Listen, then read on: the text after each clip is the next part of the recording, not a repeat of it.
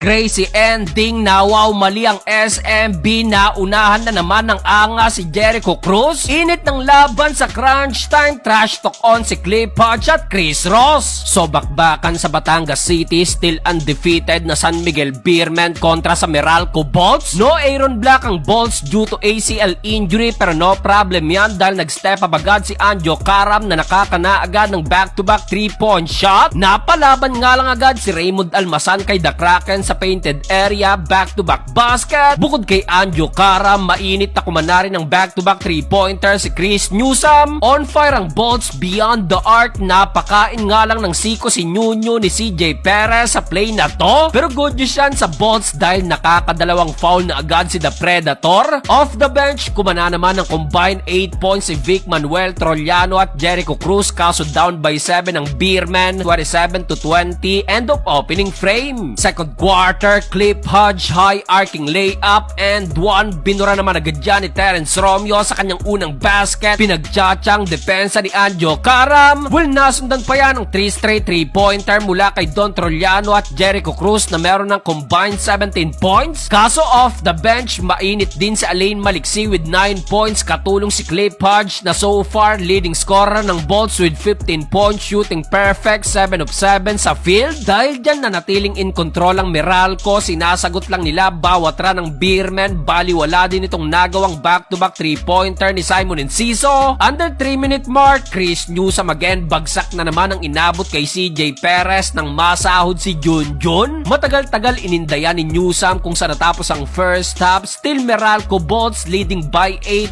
52-44. Nagbabalik na ang PBA at NBA kaya siguraduhin na kapag register na sa 1xBet, dito pwede mong suportahan ang iyong paboritong koponan. Lahat ng klase ng sports andito, kaya kung interesado ka, i-click mo lang ang link sa comment section ng ating video. Mag-register gamit ang ating promo code para may chance kang makatanggap ng up to 6,000 bonus. Madaling mag-cash in via deposit at withdraw funds naman sa cash out, kaya ano pang hinihintay nyo? Tara't mag-register na sa 1xBet. Mahigpit na paalala lang, keep it fun and gamble responsibly. Start of the third quarter, Chris Banquero driving layup, bully ball naman sa kabila si The Kraken. Well, struggling pa sa labas si Super Marcio kaya dinadaan na lang ang opensa sa loob. Puro pasabit na lang din ang ginagawa ni CJ Perez at Junmar, habang sa Meralco naman halos napakadali ng basketball, especially kay Newsome, Alain Maliksi at Cliff Hodge. Dito pumalo na rin ang biggest lead ng Bolts sa 16 points at dahil sa frustration, nakatrash talkan pa ni Cliff Hodge si Chris Ross. Dahil dyan pareho rin silang natawagan ng technical foul. Anyari sa Beermen, mapupurnada pa yata ang pagiging undefeated, 66-82, end of third period. Fourth and final quarter, dito na nabuhay ng SMB matapos kumana ng massive 13-2 run.